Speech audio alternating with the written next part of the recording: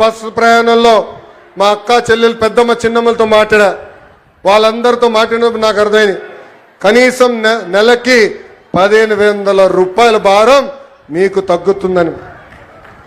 2019లో సంపూర్ణ మద్యపాన నిషేధం చేస్తానని ఒక రాక్షసుడు అన్నాడు. ఏకంగా అమ్ముతున్న మద్యం ఆరోగ్యానికి హానికరం అని అధికారులు అనేక సార్లు చెప్పినా ఏకంగా ధనదాహం కోసం విషం కంటే ప్రమాదమైన మద్యం అమ్మి ఏకంగా తాలిబొడు తెంపాడు ఆ రాక్షసుడు. మహిళల్ని ఏకంగా అగౌరవపరిచారు. నేను చూశాను, పాదయాత్రలో మహిళల్ని కలిశాను. మీరు పడుతున్న కష్టాలు చూసిన తర్వాతనే గౌరవ ముఖ్యమంత్రి గారిని చంద్రబాబు నాయుడు గారిని, గౌరవ ఉప ముఖ్యమంత్రి గారు పవన్ కళ్యాణ్ గారు కలిసి మనం బాబు సూపర్ 6 మేనిఫెస్టో కూడా రూపొందిస్తాం జరిగింది. సొంత చెల్లితో రాఖీ కట్టించుకోలేని అన్న మహిళలు సంక్షేమం గురించి మాట్లాడుతున్నారు. సొంత తల్లిపై కేసు గెలిస్తే వాళ్ళు సంబరాలు ఈరోజు చేసుకుంటే చాలా బాధ కలుగుతుంది. అందుకే వాళ్ళందరూ ఒకటే చెప్తున్నా, ముందల మీ ఇంట్లో ఉన్న అక్క చెల్లెలు పెద్దమ్మ చిన్నమ్మ అదేవిధంగా తల్లికి న్యాయం చేసిన తర్వాతనే మా గురించి మాట్లాడాలని హెచ్చరిస్తున్నా. చివరిగా ఒక విషయం చెప్పాలనుకున్నా, ప్రభుత్వ కొనసాగింపు అనేది చాలా చాలా అవసరం. 2019లో రాష్ట్రం దారి తప్పింది.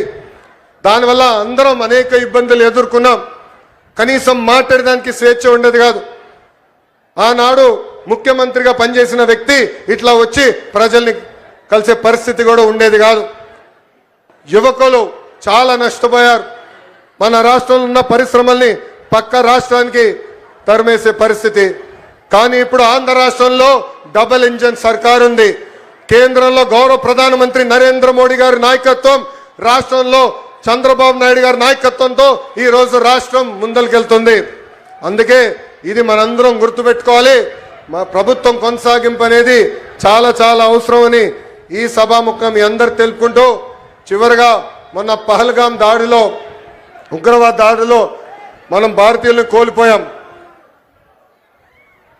గతంలో ఇలాంటి సంఘటన జరిగితే మనం కన్నీరు పెట్టుకుని ఇతర దేశాలకు వెళ్ళే వాళ్ళం. కానీ దానికి ఫుల్ స్టాప్ పెట్టారు. అది ఎవరది? మన మిసైల్ గౌరవ ప్రధానమంత్రి నరేంద్ర మోడీ గారు ఆపరేషన్ సింధూర్ ద్వారా తగిన గుణపాఠం చెప్పారు. ఉగ్రవాదుల తర్వాత దాడి చేశారు. ఏకంగా పాకిస్తాన్ ఆర్మీ కూడా దాడి చేసింది.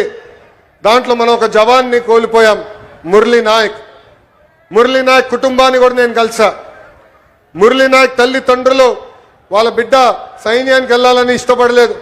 ఉండేది ఒక్కడే, నీకేమైనా అవుతే మా పరిస్థితి ఏంటని. అప్పుడు మురళీ నాయక్ చెప్పారు, నాకేమైనా అవుతే మొత్తం భారతదేశం ఈ కుటుంబానికి అండగా నిలబడుతుందని. అందుకే జవాన్ ఎక్కడ ఉన్నా మనం దారి ఇవ్వాలి, సెల్యూట్ కొట్టి జై జవాన్ అని చెప్పాలని ఈ సభాముఖం మీ అందరు తెలుపుకుంటూ, నాకు ఇంత అద్భుతమైన అవకాశం ఇచ్చిన గౌరవ ముఖ్యమంత్రి చంద్రబాబు నాయుడు గారికి నా హృదయపూర్వక ధన్యవాదాలు తెలుపుకుంటూ మీ అందరి దగ్గర నుంచి సెలవు తీసుకుంటున్నాం. వందే, పిడికలు బిగించి చెప్పండి, వందే, జై హింద్, జై హింద్. అందరికీ నమస్కారం. ధన్యవాదములు సార్. ప్రజల కోసం తన జీవితాన్ని అంకితం చేసిన